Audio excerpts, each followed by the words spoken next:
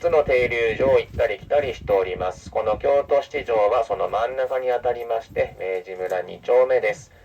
今から向かいますのは地図の中ほどにあたります。名古屋に最初に建てられた洋風の建築物、フランス様式1階を和雑貨のお店として使用しております。図星をつくという言葉、こちら弓道用語から来ていると考えられます。そして真ん中の県道上、音の反響を良くするために周囲に溝を掘っております。でこの大きなカーブを曲がり終えますと、右手前方、早くも終点の停留所、支店名古屋見えてまいります。安全確認として一旦止まります。またすぐに動きますので、そのままお待ちください。名古屋電車到着です。電車で折り返しをなさる方は3丁目品川東大行き SL のお乗り換えをなさる方は5丁目東京行き同じく10時55分 SL 乗り場はこちらと降りられまして、前方左の階段ご利用ください。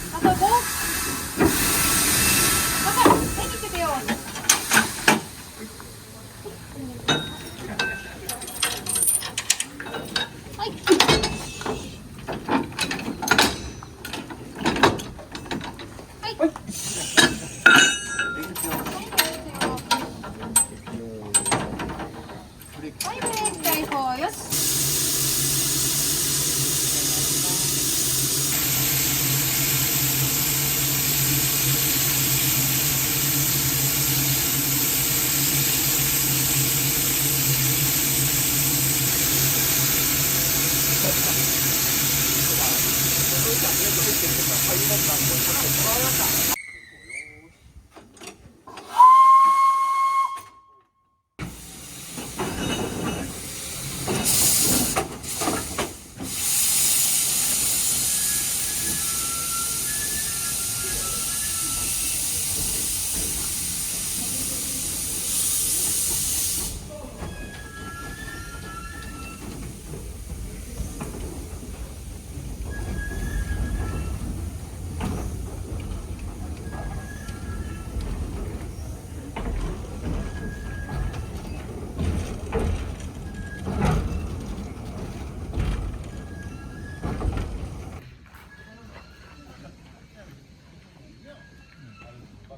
ハハ。